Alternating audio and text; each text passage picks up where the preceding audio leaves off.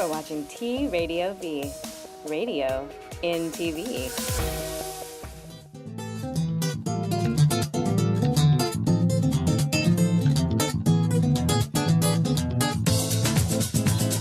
Well, hello world. Welcome to Lifestyle Buzz, where we are about to embark on a journey of discovery of our reality world. And with me today, Mr. Marc Cashman, the voice, now in front of the camera. And we're going to be talking about voiceovers. Yeah. You're How are talking you? about reality. I don't know how real it is, depending Well, you know on what? you're talking about. My take on reality is that there's too much absurdity in the world today. Okay? I mean, people live in a little bit too much of a la-la land in my perspective. Okay? I'm an older guy. I've seen a lot of reality. I've seen from war to who knows what. Many things in my own personal life that I've had to overcome. And that is based on the fact that I don't dilute myself. You know, I am who I am. I live in the world that I live in the world.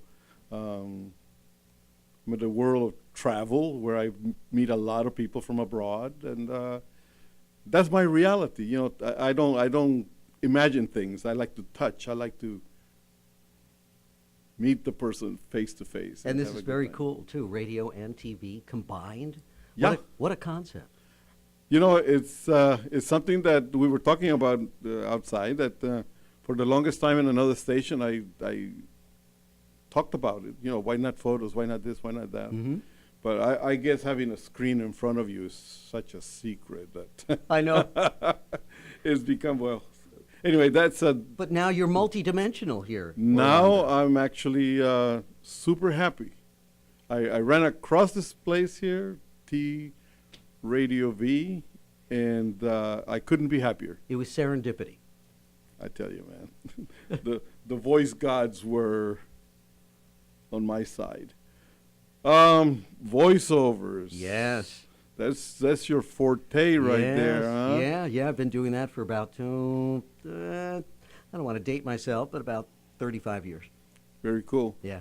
And now you're in front of a camera, so people are going to get to see what Marc Cashman Yeah, but I'm comfortable there. I've been in front of cameras. I've been in front of audiences, and Yeah. and I've it's really No, you have your it's classes okay. too. I've been to one of your classes. Yes, That is thank very you, cool, which is very very cool. very cool. One of the things that I hear a lot about, and this goes not only for voiceovers, but also for people that want to get into the acting business and Yeah. whatnot. They have a lot of heart behind it. You know, they want to really develop the craft. But a lot of people complain about the fact that opening a door is what is really, really difficult. So you talk from your standpoint of let's say, giving classes. Mm-hmm. Now, you've been a professional voiceover actor for a long, long time. Mm-hmm. And producer and copywriter and Okay. casting director. Yeah. So somebody that wants to get into the craft, what would you say? Obviously, the first step would be training. Yes. And then what follows? Well, basically, after if anybody wants to get into voiceover, and the thing is, people have to understand that half the people in voiceover are actors, Right. and half are not. Half got into it because somebody said, "Wow, you got a great voice." Wow, That's are you correct. in radio? You got a great voice. You have a unique voice. You ought to go into voiceover. So a lot of people will attempt to do that without any training and without any acting. And then after a while, they realize very quickly that it's not so much voiceover as voice acting. Right. Okay. And so the thing is that actors in this business have an advantage over non-actors. There are a lot more opportunities for actors than non. That said, there are still a lot of opportunities for non-actors as well, because not everybody's an actor, Right. okay? Right. And people who even think that they're actors, they're not that great of an actor. They just like to think of themselves as actors. So the thing about voiceover is that there is a lot of opportunity out there for either non-actors or people who aren't very good actors, but they've got a great voice. They're eloquent, they're articulate, they know how to tell a story. And actually, that's the one thing that binds non-actors to actors, and basically cuts across the board in voiceover is that you still have to tell a story. Whether you're an Yes. actor or a non-actor, you've got to tell that story compellingly and make people lean in and listen. But you know what happened though? I'm a background actor. I mean, I trained acting with a very, very well-known coach by the name of Richard Brander. Uh-huh. And he was fabulous. He was very, very much behind me that I should continue and this and that and the other. For one reason or another, I really never took myself serious from the standpoint of saying I'm an actor. You know, I mean, I did some parts, I did a few things here and there. But one of the things that happens is that where people get confused is that I used to see people come into the class new, and right away, you know, like the new people get these little lines to say, and right there on the spot, they take this little script and they start throwing their hands up in the air and no, be yourself. So all of a sudden, you know, at the end of the class, you would hear 'em, or they would come over. Well, I came over to learn how to act. What do you mean, be myself? You know, so all of a sudden they're really confused. Yeah.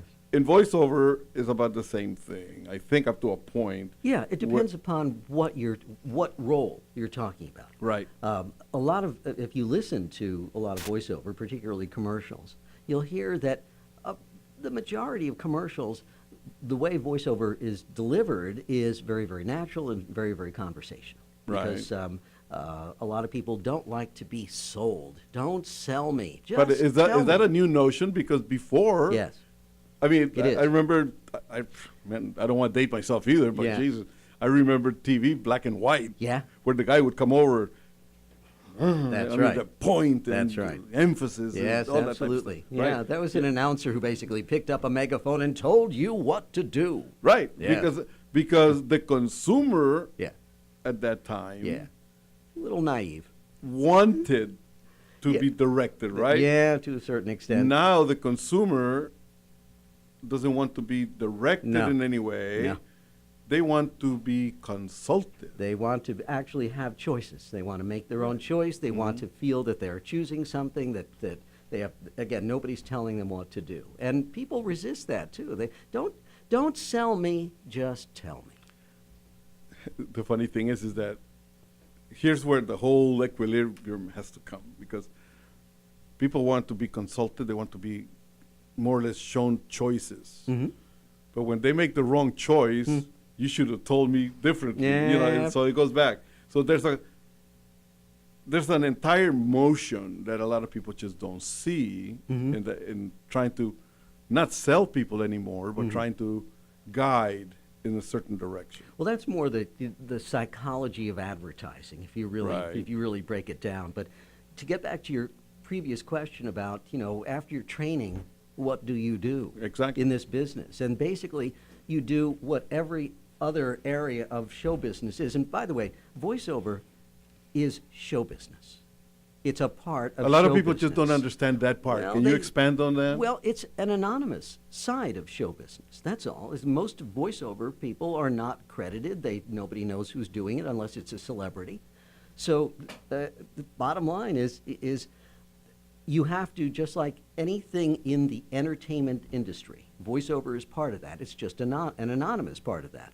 But the bottom line is you still have to showcase your talent. So if you're on camera, you would put together an on-camera demo. Right. If you were stage, you'd put together some sort of stage demo. And for voiceover, you have to put together a voiceover demo, because ultimately, this demos that you're putting together is a showcase of your abilities. And that showcase of your abilities is basically going to get you representation. And that's what ultimately people want. That they want to be represented by an agent. And an agent will get them entree to different jobs, whether it's on camera, stage, or voiceover. Is an agent that specializes Yes. in voiceover? That's right. And there are many, many voiceover agents, specifically okay, voiceover okay, agents. all right. There are talent agencies. If you look at any major city, you'll be able to find anywhere from 2 to 3 dozen at least different talent agencies in each major city. A number of those talent agencies have different voiceover departments. Okay. Some have commercial voiceover, some have animation voiceover, some have even foreign language voiceover. There are a number of, each agency will have X amount of English voiceovers and Spanish voiceovers and British voiceovers. American, Spanish, and British. The British. three primary languages in demand all around the world. Americans, Brits, and Spaniards. Okay. The all three right. most popular languages. Now, approaching an agent, Mm-hmm. an agency. Mm-hmm. Right. You want to be represented. That's right. You got to have a demo. You got to have a professionally okay, produced demo that's going to showcase you and showcase what we call your signature voice, which gets back to what you were talking about. Be yourself. Sound like yourself. Okay. And that's it. Unless Okay. you're doing animation All right. or video games. But the Characters. those Characterization. characters actually come after the fact. I mean, once you are already like a recognized voice, because they're No. not gonna really. Not necessarily recognized voice. You don't have to have a recognized voice per se, because people are always looking for new talent. Always. Because one of the things that I noticed of late is that it used to be years ago that if, let's say, a TV star or a movie star, all of a sudden you saw them doing a cigarette commercial, you knew that their career was over Yeah. as far as acting was, right? In the beginning, In yes. the beginning, In yeah. the beginning. So yeah. it was really funnier than heck when you would look at Robert Young doing a, oh my Yeah. God, that's it. It That's was right. over, you know. Yeah. People don't know who Robert Young is today. Yeah. But. You just dated yourself. I know. I mean, Dr. Welby or whatever his name was. I know. But anyway, I'm 21, by the way. I just aged differently. That's you know. okay. The other thing is that, okay, so you do the reel. Now, take us through the steps, because you just don't go and buy a recorder and start blabbing. No. So No, take no. us through the steps Well, basically- of what it would be to make a reel. Well, basically, actually, they don't call it a reel anymore. That's pretty 20th century. It's called a demo now, Demo. because a reel was actually a plastic disc that had quarter-inch tape Okay. wrapped around it, and that's basically as old as, well, the Stone Age, Yeah. at least at this particular point. But yeah, basically people I put remember together. that Abraham Lincoln asked me one time. About Yes, it. yes. He was your consultant, as I a was- matter of fact. I was consulting him, but then I Yes, said, no. exactly. It's going to be But- called a demo later on. Right. But actually, the thing is that there are actually now, in addition to voiceover instructors, there are also voiceover demo producers, people who specialize in producing specifically Okay, all right. voiceover demos. And in that particular case, what they do is they will provide you a copy for your demo. They will provide all the music and sound effects for your demo. They will Okay. provide the studio for your demo, and they will also provide prepping for your demo. Now, are you looking at And then the actual session when you itself. call a demo? Yes. Is it like It's basically 60 to 75 seconds of Okay. anywhere from 6 to 7 commercial that's elements. what I was okay? That's what I was going to say. That's basically it. because I guess you would get more or less a 30-second, a 60-second Yes, type of. but actually in your demo, it's not. You don't have all that time for 30 seconds or 60 seconds. If the demo itself is 60 to 75 seconds, one 60-second demo is going to be your demo. Oh, One I 60 get it. second spot. Okay, so it's one 60-second demo. No. With Yes. more than one element. That's in it. exactly right. So it's approximately a 60-second demo that has about 6 different elements So of commercials. 10 basically seconds worth of excerpt. That's exactly right. excerpts. 10 to 12 seconds worth of excerpts of a particular commercial. okay. That's okay, basically okay. what it is. So you can showcase your range over a half a dozen different excerpts and show them basically let's say Orlando, I put together a demo for you. So your demo basically would showcase what we call your signature voice. Okay. Basically you, Orlando. So it's Orlando happy, it's Orlando sad or frustrated, it's Orlando curious, it's Orlando sensuous. Oh. It's Orlando. It's different shades and sides of Orlando is really what it comes down to. Oh. It shows your range in terms of your ability to emote. And that's really what it all comes down to for voiceover. So It's really, your when emotions. people play that demo, Yes. they're gonna get a bunch of ha ha hoo hoo ba ha boo Yeah, whatever, all in one exactly. whack, right? That's right. That's exactly okay, right. all right. That's, Yeah. See, I've been in this business for a while, and like I said, I've been doing certain shows, and I've done quite a few of Dexter's and Desperate Housewives. Cool. That type of stuff. But I never been at the level where I would need. I mean, I did one good commercial and a couple of other ones that were okay too. Mm-hmm. I got good reviews out of them. Good. But then you know what? I got busy with my regular work, which is being a travel agent and whatnot, and so it just kind of went by the wayside. Yeah, But that happens. the thing is that being in part of the business is the reason why I'm here today, because no matter how you cut it, there's a certain funness for being in the limelight. Well, for being in lights. So, that's the actor side. I'm not giving up on the voiceover thing. That's just the yet. actor side of you. So anyway, so now we do the demo. Yeah. And basically, we did the classes, we did the demo. That's right. Now you got your demo, and basically, the next step is how to market that demo. Okay. And so, in essence, basically, what you're going to be doing is you're going to be working on a number of different tiers all at the same time. One of those tiers is going to be finding representation, getting representation, Okay.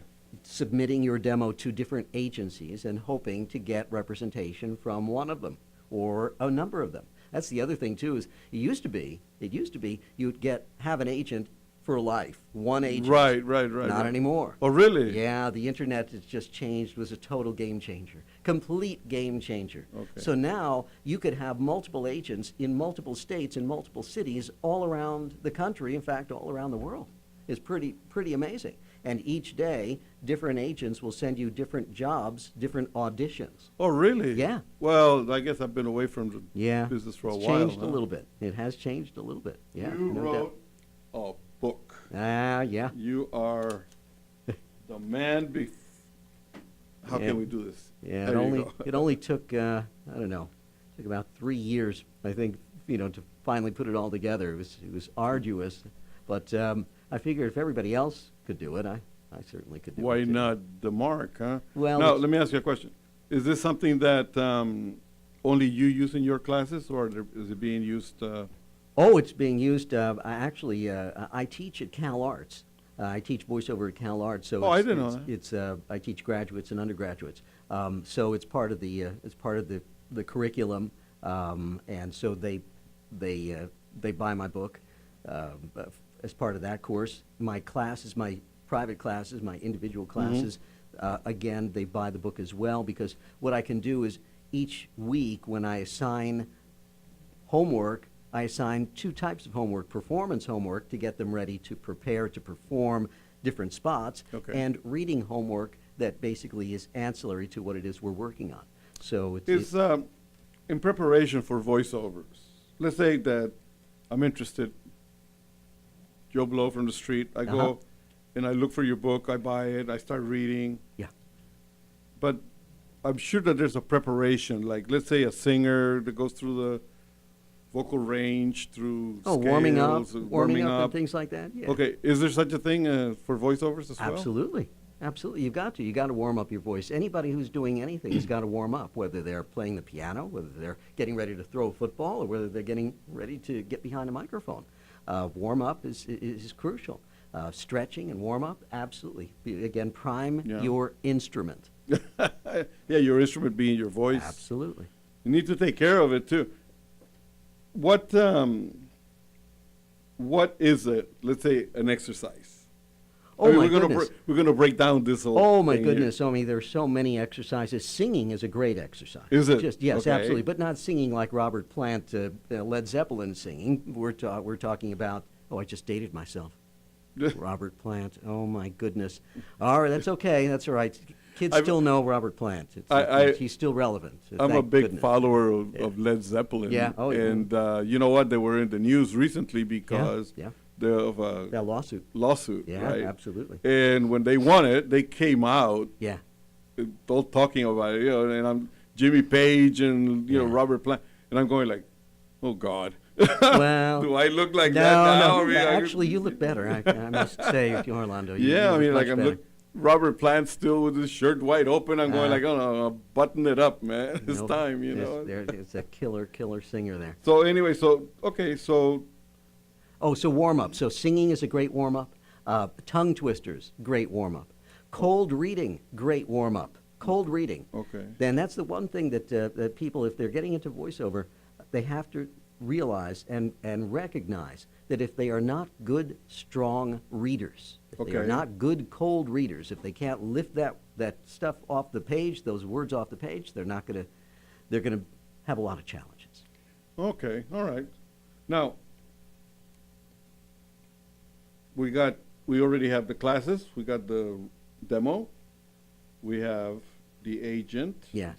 And from then on, it just, I guess, At that point, you lose basically- control of the whole thing. The agent has Well- to be moving your career from then on. No, that's not. And anybody who thinks that an agent is going to take over their career and say, okay, now that I got an agent, I'm home free, is deluding themselves. Oh, okay, all An right, all agent is right. only going to get you X amount of work. I always say, why does an agent take 10% of what you make? Because they only get 10% of what you do. The rest of it is Right. up to you. You've got to hustle. You've got to basically promote your own career and let the entire world know your capabilities at voiceover and how good you are. When I was taking classes with the person I mentioned before, Richard Brander, I found out that he was a personal coach to some very well-known actors. Mm-hmm. I mean, Kevin Costner was one, Mhm. and several others, you know. And one of the things that I found out was that whenever they get a script, he gets a script. Mm-hmm. And because he's their personal. Mhm. So I always thought, okay, well, they're supposed to be stars. I mean, what the heck, you know? But no, they work at it Every day. every day. The top people, why do the top people have coaches? The top people have coaches so they can stay on top. Okay, so the coach actually keeps the nuances The coach keeps them, the in coach on is, track. the coach is the one person who is going to be critical of their performance and let them know what they can do better. The best coach is a person, when I coach people, and I do private coaching with actors all over the world, which is Okay. amazing, is I tell them, my job is to find your strengths and enhance them, and find your weaknesses and try to diminish or eliminate them. That's my job as a coach. That's every coach's job, no matter whether you're doing voiceover, gymnastics, or anything. So let's say, you know, you're working with, I don't know, some big star, and you're doing a work that needs for him to be a cop, police officer, let's say, you know, in the advertising, voiceover, whatever. It's very simple to drift away from that because he is not a cop, you know, so you drift away into. But if he's an actor, whatever. but if he's an actor, then he can get into the role. He understands That's correct. the role. But is the job of the coach to make sure that He stays on track, absolutely. that track? Absolutely. Is that what it is? Sure, yeah, absolutely. The Okay. job of the coach is basically to be a barometer, a bullshit barometer. Okay. So if somebody pulls off a performance or a monologue, whatever the case may be, it's the coach's job to say, that was great, or I'm not buying that at all. I'm not buying that at I'm all, not huh? buying, I'm sorry, I don't believe you for a second, I'm sorry. So you're loved and hated at the same time. because- No, basically you're appreciated because you're honest, and that's the thing. Well, you know what I mean. That also depends on the relationship that you have with, Yeah. with the actor, because I'm Yeah. sure that there are some people that are so big in status Yeah, they that have in the- their mind, yeah. up to a point, Yeah. that maybe they're adverse to criticism of any Yes, kind. absolutely. Do you run into They're- that type of stuff? No, absolutely, absolutely. Really? In other words, basically, people with such huge egos that they don't need any feedback whatsoever, and don't incur any constructive criticism. We are going to take a little break here, Okay. but we'll be right back. Thank you guys out there, stay tuned. Don't go away.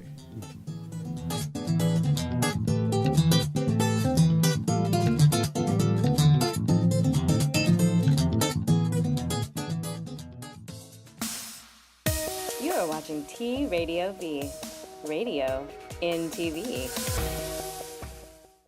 Hey geeks, wake up! We've got big news. I'm not gonna mumble this time. Geekscape, the long-running movie, video game. Let me do one more. Hey geeks, we got big news! Geekscape, your favorite show about movies, video games, comics, and TV, is coming to T Radio V Monday, October 6th. And it'll be on every Monday from then on, 7 p.m. Until the apocalypse happens, we're all eaten by zombies.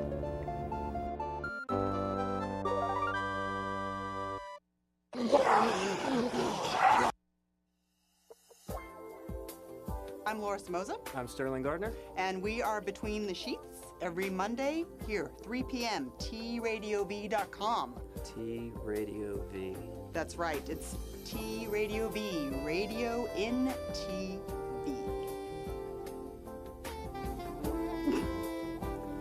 What is that face? He wants to see our hands. That's radio in TV. Wah, wah, wah, wah. We're not a couple.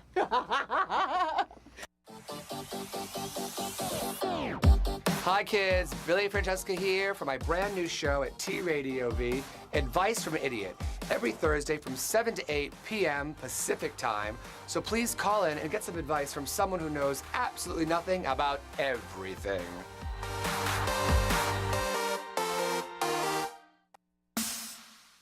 You are watching T Radio V, radio in TV.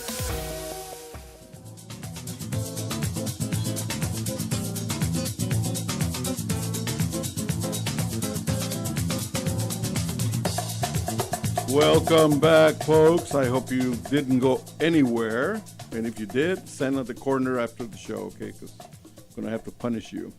Anyway, we're back again with Marc Cashman and the business of voiceovers. Yeah.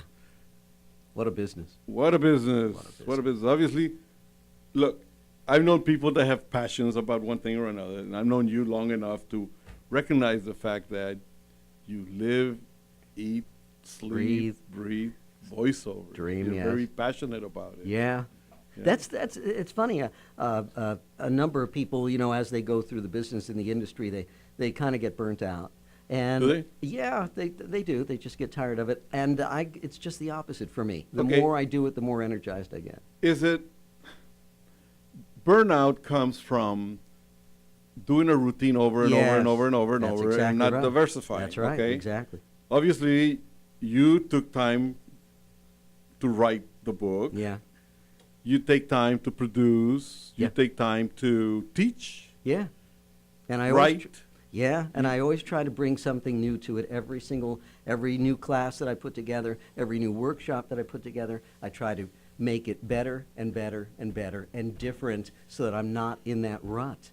So, okay, so there you are. The magic word there that I was going to allude to is the rut, getting into a rut about things. Yeah. And in many cases, is it the case in voiceovers where, let's say, a character has been doing it almost like an automatic thing, and he gets phone calls because they know that he can do the voice, and Yeah. he doesn't have to audition anymore. Yeah, it's nice.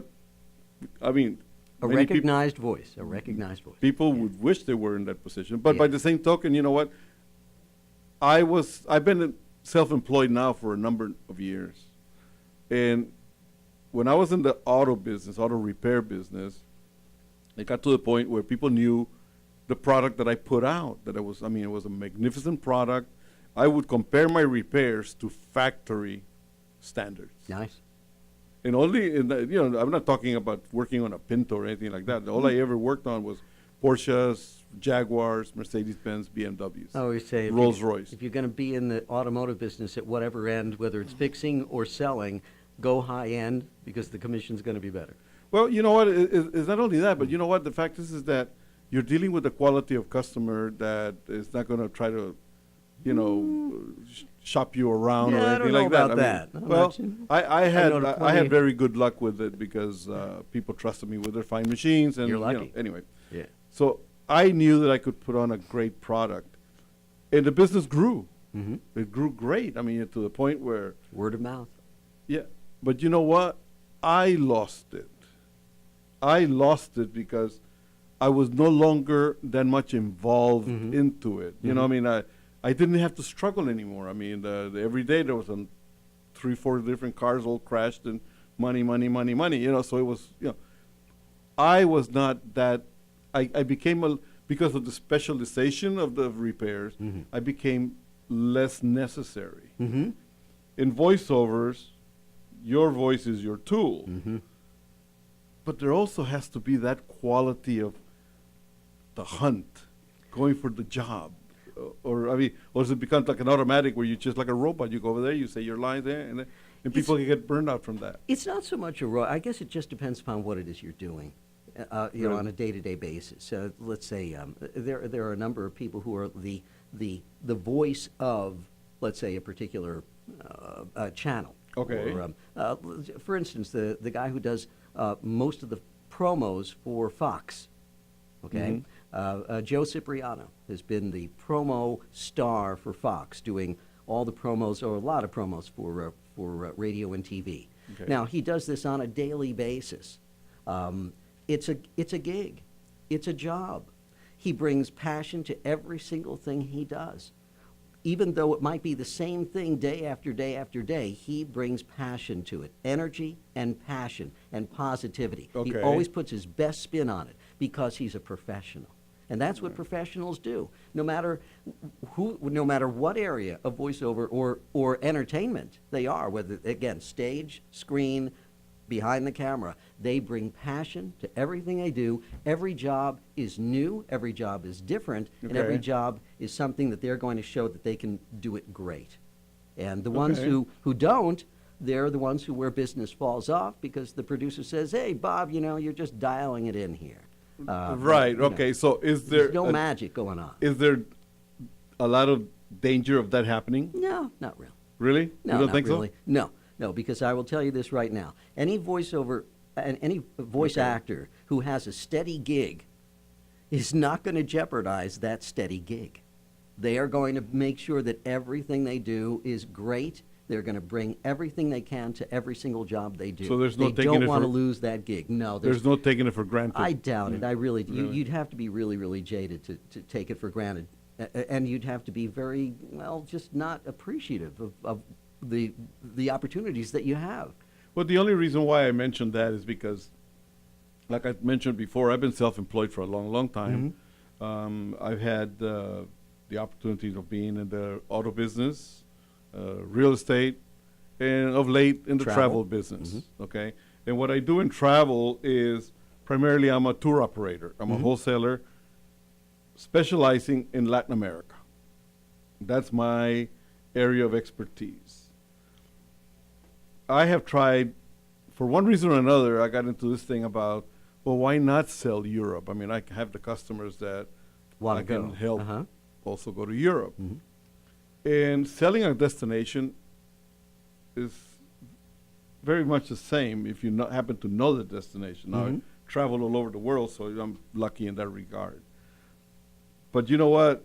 I didn't have the passion to sell Europe or Asia as I do for Latin America. Because it's not as close to your heart. It's a cultural thing. You know the neighborhood. You know the neighborhood. I happen to be from Costa Rica. So for me, south of the border is something that I'm very at ease in. Right, because you go back and forth all the time. And I'm able to describe the nuances of each destination. And you know the best of each place. That's right. That's the thing. So, you know, And behind the scenes as well, too. when I sold my other business years ago and retired, it was a case of that. I mean, I was like, oh, you know, it was difficult for me to get up in the morning to go to the office. And I had a beautiful office. Wow. Glass top desk. I mean, you name it, state-of-the-art equipment. But the fact is that the whole world of travel was changing. Internet was more prominent.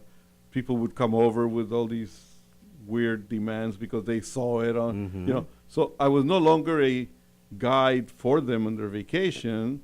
I was an order taker. But you know what I found out was that there was no need for me to do that if I had kept my cool and kept my integrity into the game. Okay. All right. It's Okay. Again, you've got parallels there, you know, in entertainment, but Yeah, so, you know, I found that because I lost it primarily because I felt that I couldn't compete with the commercialism. Well, you know what? When you're a professional at something, voiceovers, acting, playing ball, doesn't matter. If you are a professional, that should be your guide. I mean, the fact that you need to enhance that position all of the time. Mm-hmm. So in voiceovers is the same thing, I suppose, that you need to always be fresh and alert and enthusiastic. Yes, absolutely. In terms of your performance, if you're a performer, there's no question about it. But there's now with the internet. Again, the internet was a game changer, and now the internet has provided a platform for entertainers. Again, whether they're stage, screen, or behind the microphone, the internet has provided a platform for them to promote themselves. Self-promotion. Really? Okay. Well, look at Facebook, look at Twitter, look at LinkedIn. These are all platforms for people to promote themselves and to network. Right. To network right. for more work. And so, again, the internet has helped people, again, entertainers, do that all over the world and has democratized self-promotion. And a lot of press agents, they used to have press agents, remember those things? Right. Now Okay. they're self-press. Now, that's right. That's exactly right. Most Now, people are doing it themselves. some of them have actually gone too far into the promotion by being way over too political and being way over too self-centered. Well, they think they're people who are always going to cross the line, who are always going to push the envelope, who are always going to break protocol and do things that are other people think are obnoxious. But ultimately, the internet has basically democratized promotion and self-promotion. But there's another part of it too. Is I call this whole self-promotional thing getting on the self-promotional hamster wheel. Okay. Once you get Yes. on that wheel, it's very, very difficult to get off. Okay. And again, every single day becomes a constant self-promotional effort on multiple platforms. When we were talking before about a demo, Yeah. is there an ongoing thing where you need to upgrade that demo on a regular basis? Some people do or feel then that. your and work becomes your demo. And you can, yes, absolutely. That's right. After a while, a compilation of all the spots that you've done becomes your demo to a certain degree. Your demo has a pretty long shelf life. Right. A pretty long shelf life. But yeah, some people, let's say, will do a demo, and then a year from that point, they'll get a national commercial. So they'll change that demo, they'll update that demo, and they'll put that national commercial first. So when people hear it, say, "Oh, that's the voice of da da da." Okay. And then so at each thing that they add to it, each new job that they have, if it's a nice job, they will add that to their demo. They'll take one thing off, they'll put another thing on, and keep updating it that way. Are you doing yourself voiceovers? Yes. You work at it. You're not only producing Yeah. or behind the scenes, but you're Yeah. actually active. Yeah, before the mic? absolutely. Yeah, absolutely. Which is great because that's the that satisfies the performer side of me, and Okay. and each day is a little bit different. So I do auditions on a daily basis. I have multiple agents around the country that will send me auditions. So Okay. I'll do auditions on a daily basis, and then of course jobs on a daily basis. If I win any of those auditions, then I actually do the actual job. And there's some jobs that I don't have to audition for at all. In other words, the producer calls me and says, "Hey, we'd like you to come in and voice this spot," or "We'd Okay. like you to come in and narrate this audiobook." The narration of books, does that require it's a time effort? I mean, There's no doubt about it. There's a big difference between a 30-second spot and a 350-page book. Right. Oh, absolutely. So let's say you're narrating The Lion King, I guess, to say something else. I mean, how long of a process is that? Well, it all depends upon how long the book is. Okay. Well, let's say a 300-page. A 300-page book will take you approximately, for a professional narrator, a 300-page book will take you approximately 4 to 5 days, depending upon how it's Really? written. And of those 4 to 5 days, you're looking at approximately 4 to 5 hours per day behind the I microphone. was going to say, because, no matter how you cut it, Yeah. if I was to stay here in front of this mic Mhm. for 4 hours, after a while, the lights and the brightness. Yeah, and the you'd be in a mic, different. You'd be in a you different get into studio. like a little bit of a You'd be in a different studio. They would make it a little bit more conducive for you to read. But still, basically, again, you might not necessarily have these lights here, but you basically will have plenty of lighting, and you'll be in an air-conditioned studio. And if you're lucky, Because you have to you'll get a have a director. consistency. Yes, you do. Consistency is, what was that phrase? The phrase used to be, consistency is the hobgoblin of small minds. I remember that phrase. But in voiceover, and particularly for audiobooks, consistency is absolutely necessary. Now, You've when got to you're be when you're consistent. doing, this is really so interesting. When you're doing the narration of a book, In fact, I'm doing the narration of my own book Are you? as we speak. yeah. Okay, all right. I promised I would get that my audiobook out. So, let's say you're I don't know. Taking way too long. I hate to mention names, but Peter Pan. Yeah, Okay, Peter Pan has. he's fictional. We don't have to worry about any copyright violations. Yeah, no. But okay. Peter Pan has a myriad of characters in there, from Peter Pan to Tinkerbell Yeah, to sure. Captain Hook Yeah. to the kids Yeah, to everything else. Absolutely. When you narrate, Yes. You're You have supposed to to- do all the characters, absolutely all the characters. Just like when you listen to Jim Dale do Harry Potter and all the different characters. In fact, that's what I cut my teeth on. That's actually how I got into audiobook narration. I read all the Harry Potter books to my daughter out loud and Okay. came up with all the different characters for Harry Potter. I had not listened to Jim Dale at all. I basically came up with the characters on my own, and basically for about 5 years narrated and read to my daughter. oh really? And then after I was done, all of a sudden I had an audition for Random House, and went into audition. And I remember my wife asking me, "Are you nervous?" And I said, I'm not, because I've had 5 years of practice. Well, 5 you were years. thinking about it. You were preparing. it. I knew what to do, and so I went in, did my audition, and the next week I got my first book, and that was 125 books ago. Oh, really? That many, huh? Yeah. You know, I've always thought about that because, you figure, okay, so you start narrating, in the village of whatever. You said this, Yeah. it's almost like writing a script, where you have to actually visualize. Well, definitely, you have to visualize. Here's the one thing that a lot of people don't realize, is that actors have been acting a certain way for millennia. Just think about this. Who was the first actors out there? The very first actors. Can you Oh, you me? think? Yeah. Oh, Jesus, I don't know. Okay. Probably the apostles, because they were preaching out there. To Well, theater, more or less. That's definitely those. They weren't necessarily actors. They were more speakers. They were more Right, again. interpreters They of- were more teachers and explainers. I guess they were the first explainer videos without the videos. but the first actors really were cavemen before there was even language. Before we even had language, we had actors and an audience all the time.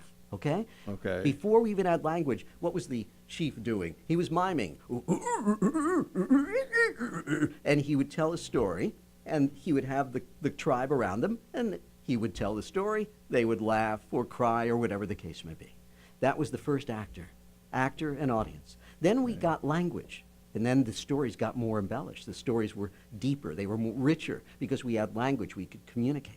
Then we had writing, and then we could actually write down these stories, which was pretty amazing. But we still had actor, audience, actor. Actor could see audience. Audience could see actor. Actor could hear audience. Right. Audience can hear actor. So then you had, again, writing. So the Greeks came up with plays, and they had a big proscenium, and a lot of people could come, not just a few people. A ton of people could come. And of course, they made it so that you could hear the speakers. All right. So then, now fast forward to about 1,000 years later. No, 1,200 years later, 1,300 years later, Shakespearean acting. So now we had stage, we had props, We had Right. lighting, we had costumes, we had makeup. We had all these things going on in a beautiful, beautiful theater, but you still had actor, audience, audience, actor all the time. Okay. Then, around the beginning of the 20th century, the end of the 19th century, beginning of the 20th century, you had the advent of film. And for the first time ever, an actor was not in a theater. An actor was behind a camera Right. or in right. front of a camera. And so, but where was the actor's audience? It was the crew. It was now a small group of people. But still, you had actor, audience, audience, actor. Well, let's go back to Shakespeare just for a second, because right around then, Okay. you had puppeteers and marionettes, right? So for the first time ever, you had an actor who couldn't see the audience, and the audience Yeah. couldn't see the actor, but the actor could hear the audience, right? The They could- reaction. the reaction, that's with the exactly action. right. This Yeah, is what I right. call the audience dynamic. Okay. The audience dynamic, actor, audience, audience, actor, where actor can see audience and vice versa. And for the first time at the beginning of the 20th century, right around the 1920s, you had voiceover. Voice, The advent of voiceover, and for the first time in the history of acting, the actor could not see or hear the audience. The audience could not see or hear the actor live. You had that live dynamic that's gone. And for the first time ever, the actor is cut off from the audience, and the audience is cut off from the actor. And so, what does the actor do? The audience can't see their facial expressions. They can't see their body language. They can't see where the choreography and what the actor's doing. They can't see anything. They can only hear. You know what is really funny, because these people around here, the crew here, too young to really relish the flavor of what it was watching the old RCA commercial with the dog. Okay. When he heard the master's voice coming through Yeah. the big megaphone type of thing. Yeah. Basically, You know, where that whole where RCA is Victor my with the guy? dog and everything else like that is basically goes back to the caveman days. right, is what- but I mean, but that's basically one of the things that of today. I find it that those little nuances about being aware of what's around us. Mhm. Today, we have become too much of a visual. Oh, yes. Always with the tell. Oh, yes, so- absolutely. That's so- why YouTube became so popular. Absolutely. But the thing is that we are, human beings are visual creatures. Right. We are visual. Just like dogs go by their sense of smell, that's their primary sense. Our primary sense are our eyes. But we have very, very finely tuned ears, amazingly tuned ears, Right. incredibly tuned ears, millions of years of evolution of finely tuned ears. And this is why voiceover is so important, is that we can hear certain things in someone's voice, very tiny, tiny little nuances. Right, okay. all I'll right. give you a perfect example. You call somebody up and you say hi, and they say hi. That gives you permission to say, hey, what's going on? But you call somebody else up and you say hi, and they say hi. You, Okay, same word. It's a bad time. Same word, Good time, bad time. different tone. Yes. It's the tone. It's all the tone. It's always the tone. When I work with voice actors, I ask them two questions that they find odd. One, are you married? And two, do you have children? If your answers to both of those questions are yes, you understand tone. And tone is everything in voiceover. Yeah. Everything. My God, like it's amazing that sometimes you think of voiceovers. I used to think so. What the heck, man? I've been in front of a microphone. I can do it. No big deal. I took your class, and then I realized that it's not as easy as all of that. Yeah, I I needed know. more. The pros make it always look easy. I get asked a lot, and the people that I know, they know that I've done some acting in my past, Mhm. and they always ask me. And a lot of times, one of the reasons why I got interested in talking with you again is because we've done this before, but it needs to be refreshed. Mhm. So, Absolutely. And thank you for inviting me back. Appreciate it. No, we have to do it again and again because you know what? It's one of these things where it needs to be brought up on a regular basis. Needs to be refreshed. Today, out of sight, out of mind. People have a tendency to maybe be interested in the process. Yeah. And then they get involved into something else. Yeah. And a minute later, they don't remember anything. Yeah.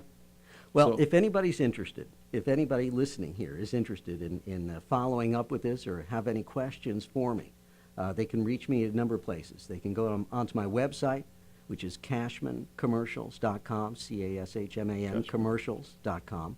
They can contact me, they can email me, Mark at cashmancommercials.com, M-A-R-C.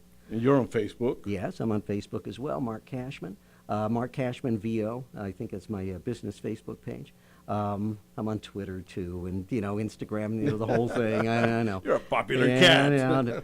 And you can go on Amazon.com to get my book VO, Tips, Tricks, Tools, and Techniques to Start and Sustain Your Voiceover Career. And yeah, I mean, you can contact me anytime. You can Google my name and see some of the stuff or hear some of the stuff actually. Yeah, we just ran the information for people to watch great. on the screen. Super. Mark, it's been a real wonderful time. I really You know, appreciate you I, inviting me. Let's do it again. We have to do it again. Yeah. Okay. Absolutely. For all of you guys out there, if you have any comments or want questions or whatever, coolorly@gmail.com. That's again coolorly@gmail.com. Ask away, and I'll see to it that you get all the answers you want. If you want to know more about Mark, Contact me Okay. anytime. This weekend, guys, is 4th of July. There's going to be some drinking. There's going to be some fireworks. There's going to be a lot of people getting really rambunctious out there. Don't you be a casualty, okay? Because No. I will miss you too much. So Yes. Stay safe. Absolutely. Be well. All my listeners out there, be well. Have a good time. God bless.